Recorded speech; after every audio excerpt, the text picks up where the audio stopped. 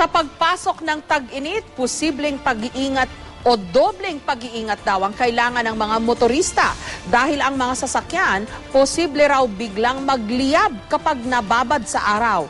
Mahalagang masigurong nasa kondisyon ang mga sasakyan lalo na kung sasabak sa mahaba-habang biyahe. May report si Cesar Apolinario.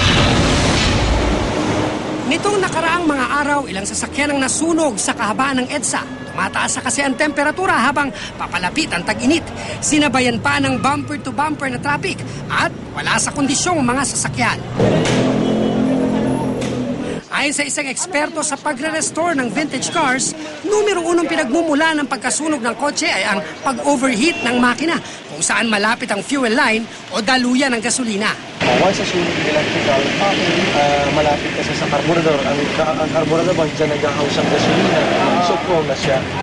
Isa pang pangunahing dahilan, electrical. Kapag nabalatan ng wire dahil sa sobrang init, lumulutong ito.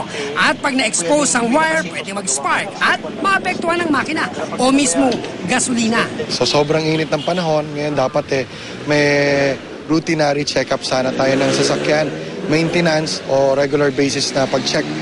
Pero ang driver gaya ni Eugene Durmiendo, hindi lang radiator, langis, baterya at gulong ang pinagtutuunan niya ng pansin pag namamasada, kundi pati ang linya ng LPG.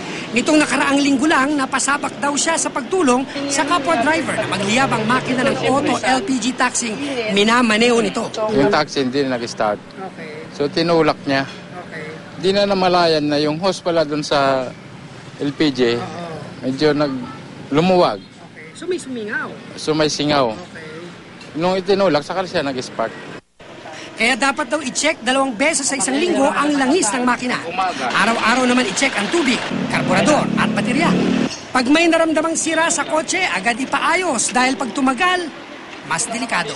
Cesar Apolinario, GMA News.